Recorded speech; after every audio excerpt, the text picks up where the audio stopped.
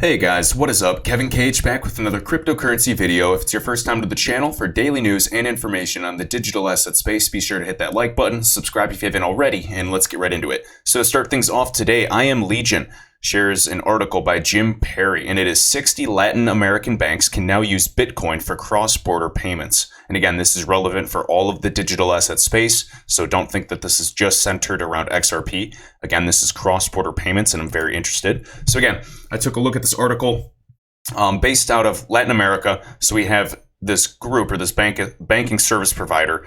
If you're an English speaker, I guess you could just say BanTotal. That might be how it's pronounced. I don't know if they're entirely based out of Latin America, otherwise I'd say BanTotal, but it's a core banking service provider based out of Uruguay that services over 60 different financial institutions across 14 different countries. According to BanTotal spokesperson, an estimated 20 million people use BanTotal's money management services. So again, one of the biggest banking providers in Latin America. It's a huge player, not just in Latin America, but the greater Pacific. So very exciting times, guys. And again, they are utilizing this exchange called BitX or ByteX right here. And so right here, we think this announcement further validates the value financial institutions are recognizing in digital assets and DLT for executing core banking activities like international payments. It's also no coincidence these product partnerships are being launched in the Latin American market, where cross-border payments, even in neighboring nations, can be slow and expensive. Exactly. They're helping these emerging markets, these corridors that do not have that liquidity, the best options available. And it really will help not only the Latin American markets, but many of the unbanked in Africa, Southeast Asia, India. So this is just one of the many use cases. And even, it talks about Stellar, just different digital assets. This might not be centered around XRP, but again, it has to evolve at its own pace. So BitX, again, essentially acts as a middleman for national and regional banks to convert fiat payments into Bitcoin, then back into fiat, as opposed to completing multiple fiat to fiat conversions. And again, that can be costly, can take a lot of time, especially if you don't have the right corridors available. And by corridors, I'm referring to liquidity pairs. Sorry if German Shepherd is barking. He's a big boy. But all right, and then right here, just another quote. The purchase and transfer of Bitcoin, BitX or ByteX, does it all on your behalf. You, as a user, just send the money, and BitX takes care of the rest for you. So this is a good first step. Again, it's an ideal partner for banks to use Bitcoin as a way of connecting banks in a way that is not very common in the industry, yet is fundamental to markets like Latin America. So again, guys, this is further validating the digital asset space. I just want to emphasize that because this is great news to see. And again, when they really look at all of these projects and there's more regulatory clarity, we're going to see more of this occur. All right, next, as I was looking at this, Matthew Linney, New Zealand bank, invests in R3 distributed ledger technology projects. We got ASB invests in the NZ blockchain startup Trade Window. And as we can see here, New Zealand's Auckland Savings Bank, ASB, has invested in local blockchain startup Trade Window. The funding, reported August 13th, should expedite the launch of the company's DLT trade platform. So right here, we got Trade Window or Tradewind. Was I saying window? Yeah, Tradewind, whatever. Tomato. As we can see here, though, it's called VaultChain, and this platform seamlessly connects the precious metals ecosystem. So this is really cool here, guys. This is going to be talking about digitizing these assets, which we've been talking about for a long time, and we're seeing more and more players do this now. And it's actually happening in front of our eyes. These predictions are happening.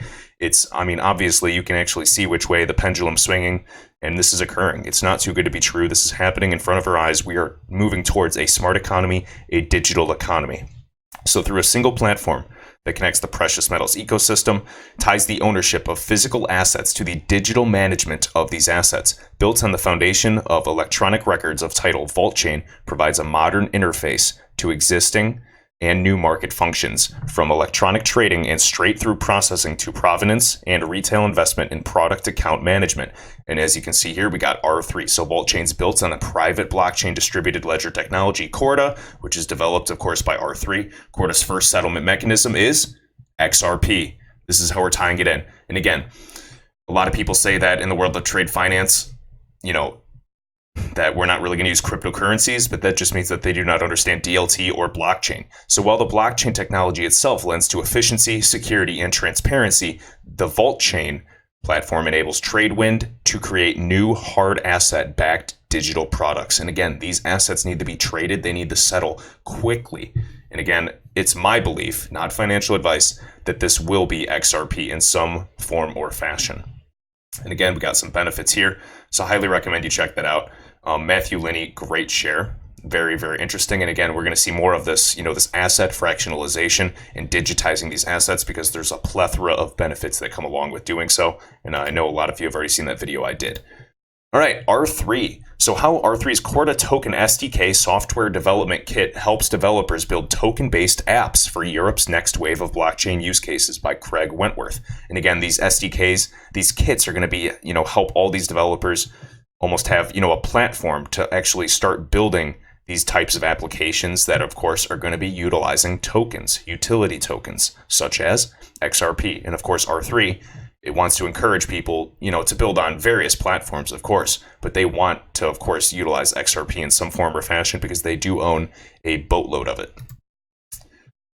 And that's already well known from that massive lawsuit a while back. So again, the Corda Token SDK provides a consistent developer experience and a standard token library with a common way to define their type, issue them, trade, and use them. It makes it easier to more robustly build applications that exploit the tokenization of real-world assets. That's what we're seeing.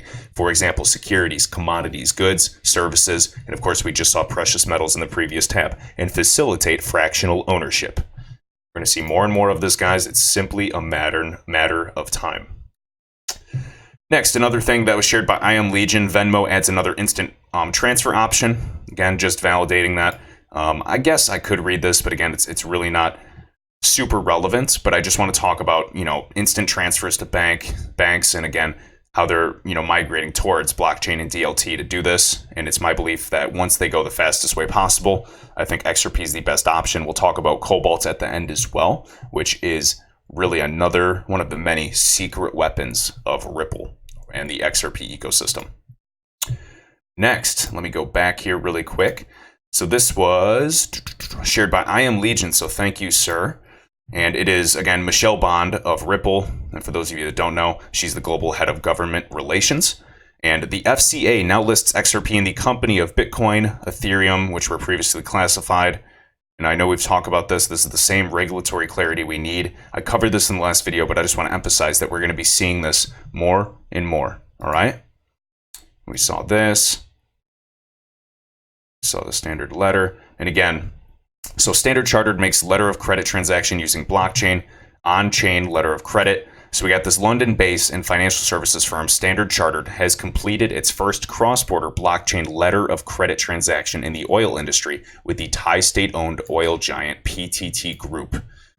As we can see here, PTT International Trading and Public Company Limited over the VaultChain blockchain-based platform in a press release, and this was released on the website on August 7th. So per the release, oil companies are often reliant on these letter of credits, or LCs, as a form of short-term trade finance because of the significant value of cargo. And of course, keyword trade finance. Anytime you see the word trade finance, think R3. That's their specialty. Whenever you see remittance and, cross-border payments, you can, bet on that, Ripple will be involved in some form or fashion. So furthermore, this reliance reportedly implies some downsides. This process is paperwork intensive and requires up to 5 days for the delivery of these documents. That's ridiculous. The company claims that this pilot consisted of digitizing and simplifying the end-to-end exchange of information between all parties in a shipment of an oil product from Thailand to Singapore. The issuance, advising, and negotiation of LC and presentation of documents have all reportedly been managed on the VaultChain blockchain platform, and VaultChain is right on R3. Or I guess you could say Corda. So improvements in letter of credit. So again, the system will provide more visibility to monitor trade finance flow in real time, which will improve transparency and credibility for the trading process and thus strengthen the relationship between our partners and stakeholders in the long run. And just to get a valuation, Crunchbase estimates PTT's annual revenue just over $60 billion. Now this is great and all. DLT is, absolutely helpful in improving this transparency, credibility, and reliability on the network. But again, they still need the transfer value, and it's many people's belief that this will be XRP. And again, you can say, oh, well, what's going to stop them from creating their own native digital asset? I don't believe they will, because they're going to have to build those corridors. They're going to need the necessary liquidity to fund it. Otherwise, it's going to be very expensive. And these are all these groups. And the only way to create, a true decentralized and smart economy is to have these decentralized assets of value. So in reality, you're going to have different organizations, and they can't really just create their own tokens that will still communicate to each other, whether it's different forms of fiat or even different large groups like Goldman Sachs and JP Morgan with JPM coin. We still need, an actual agnostic bridge asset such as XRP to transfer the value. And based off of all the documents that we've been reading, and even government documents working with the largest groups in the world, it's my belief that it'll be XRP. Again, it'll take time though. I'm not here to hype you up. This is going to take time, but I believe XRP is the most legitimate investment in the digital asset space, and I believe it will far surpass Bitcoin and Ethereum's potential long term. Granted, there might be more hype and higher speculation and maybe some decentralized apps built on Ethereum, or Bitcoin might have some exchange traded products and skyrocket, and maybe XRP, my greatest fear, but it could happen, is that XRP just sits at 30 cents for a long time. It just sits there while all the others projects, skyrocket. But then I also have full confidence that when it does blow, it'll blow past Bitcoin, Ethereum. Whether, Ethereum hits $2,000 per token or Bitcoin hits 20 to 50K, doesn't matter. Because long term, I wholeheartedly believe that the gains that I put in XRP will blow past it. That is not financial advice. This is just one man's opinion, and I'll be here regardless. So always do your own research. Next up, Michael Zischek on YouTube. Check him out. Very, very interesting theories on XRP. Again, it is all theoretical. Nobody really knows in the space, but a lot of people are bullish. There are a lot of insiders. I've even had some weird insider information. I don't know how viable it is, but it's one of the many, many reasons why I'm so bullish. I will never share it on this channel, but that's why I'm so passionate to share the news and information, and then a little speculation on my end for the XRP community. So again, at iPinky77 on Twitter. So Michael shares this, the Cobalt PDF, aka you could call it a white paper. So many think Cobalt increases speed, but its main purpose is increasing network stability. And again, Neo of Crypto down below this thread has a good point. Again, you're 100% correct. The side effect, however, of Cobalt is increased speed.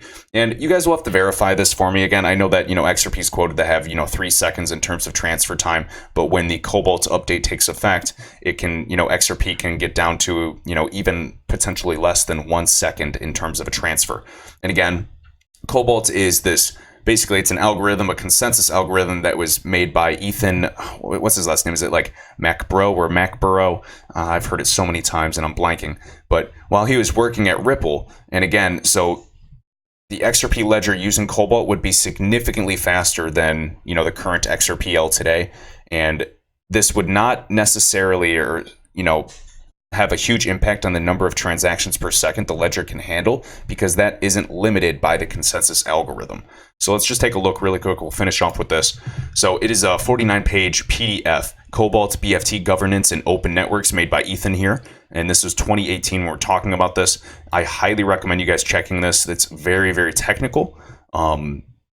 So for those of you that are interested in that and seeing how this works, I've heard nothing but good things about Cobalt, but I'm just going to read the abstract really quick and we'll close out. So we present Cobalt, a novel atomic broadcast algorithm that works in networks with non-uniform trust and no global agreement on participants. And it is probabilistically guaranteed to make forward progress even in the presence of maximal faults and arbitrary asynchrony. The exact properties that Cobalt satisfies makes it particularly applicable to designing an efficient decentralized voting network that allows a public, open-entry group of nodes to agree on changes to some shared set of rules in a fair and consistent manner, while tolerating some trusted nodes and arbitrarily many untrusted nodes behaving maliciously. We also define a new set of properties which must be satisfied by any safe decentralized governance algorithm, and all of which Cobalt satisfies. So actually, guys, if I'll probably do some more information on Cobalt as we near. I just want to hear some more updates about it, because I'm very excited about all of this in the space. And I'll probably just go over some more videos of Ripple themselves, and actually, hopefully, Ethan is back. I know that there's a lot of speculation even, XRP underscore Anderson. The question is whether Cobalt is finished or not. From what I've heard, Ethan went to Coil. So we're seeing it might not be a huge pressing issue right now, so they might put it on the sidelines. That's what I believe. And as liquidity grows and, we need, improvements and updates, sure, launching Cobalt will give us that extra edge. But at this time, I think that the XRP ledger is so superior to everything else in the market that we shouldn't have to worry. But with that, guys, hopefully that was interesting. In particular, what I wanted to cover most was just R3's developments on the Corda blockchain. It's very exciting times. And again, this is very, very big for, asset fractionalization. We're going to see more actual apps being built upon this. And it's my belief that XRP will become a settlement mechanism, the primary settlement mechanism. I know it's the first settlement mechanism for R3's Corda today, but we still really don't have any huge value transfers yet for trade finance. And again, we need Ripple to start taking charge, build the liquidity, start sending payments on these networks. And then eventually we'll be able to, after, billions of dollars are sent in this low value, high volume, we'll be able to send the bigger transactions. We're talking trillions of dollars, and that's where R3 will have its role. And this is my opinion. This is what a lot of people have said. This is what Yoshitaka Katao, chairman of Ripple, and again, the CEO of SBI, based out of Japan. But all right, guys, hopefully that was helpful. Let me know any comments, questions down below. If I don't always answer, you can send me a DM on Twitter, shoot me a follow, doesn't matter. But I will see you in the next video. Thanks.